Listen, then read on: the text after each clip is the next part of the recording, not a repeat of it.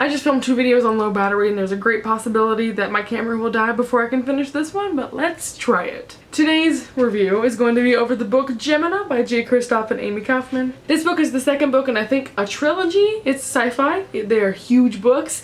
The first one came out last year. It was called Illuminate and I loved it. She made it to my favorites of the year. It was just a very interesting book. It is futuristic and it follows people in space aboard spaceships. The first one followed a girl named Katie and a guy named Ezra.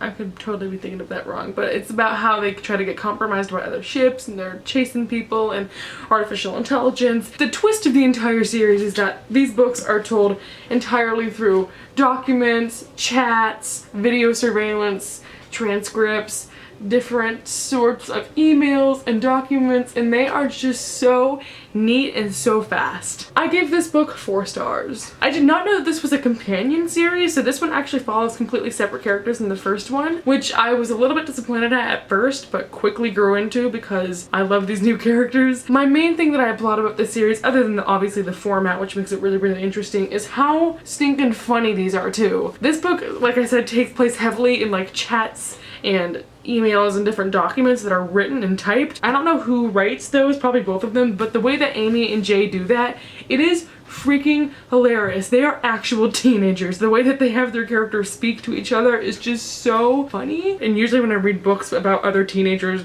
texting other teenagers, all of the time you read stuff like that, or at least I do, and I'm like, none of us actually talk like that. But in this, I am cracking up. It is so good. Sometimes I felt like that could go a little bit far just because like they would be in the middle of a war or like people were invading and someone would say something funny and it's like, not the time, but this definitely isn't like a very dark and gritty sci-fi epic galactic battle book. It has very funny moments and it's supposed to be taken a little bit lightly. I think that these books are kind of hard to get into, so if you've picked up these books and you put them back down because you didn't know really what was going on, for like the first 50 pages it's kind of hard to understand what's happening since there are so many characters that are in these. They're introduced literally just by their last names and sometimes they go by different names if they have nicknames. You can't put a face to the name really because there's hardly any descriptions. It's really hard to like figure out who's who does what. I feel like we need a glossary of characters or something like Game of Thrones style for these. But surprisingly, with all the action scenes that occur, I think in the first one I was a little bit upset that all the action scenes weren't done very well because obviously there's no first person narrator in this. It's all just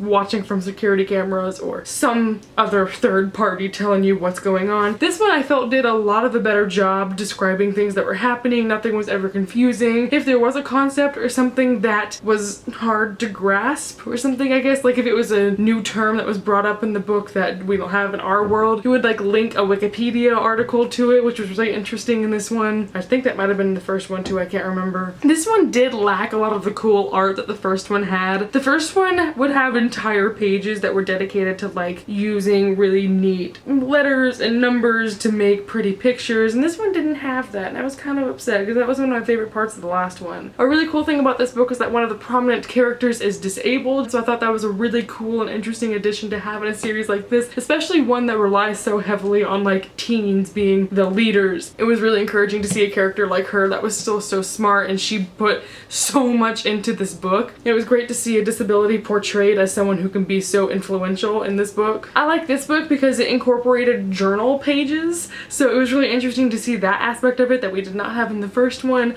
I like how there were the little interconnected bits between this one and the first one that eventually came up. I'm sure all 3 of them are going to tie together in some grand way, like our characters might finally meet. That could have been a spoiler, but like consider this entirely separate than the first one because they take place on completely different ships. One complaint that I have about this, and the reason why I took it 1 star off, is actually something that probably could be solved if I reread this book. This advanced copy edition is not complete. There are several pages and diagrams that say, oh, this is to come and this is to come, and I think some of those things that hadn't been completed yet were absolutely vital, like blueprints for the ship. There were entire battle scenes that weren't in this book because it was like, oh, fight sequence to come, and that was really frustrating. I mean, again, obviously if you're reading a finished copy, that's not going to be a big deal for you because it's going to be there right in front of you. I think it was a little bit unfair to advanced readers who can't get a finished copy until October, and we're kind of left like giving the book a lower rating than we might have given it if we had a finished copy. I'm not trying to discredit the work that goes into this. I know this must take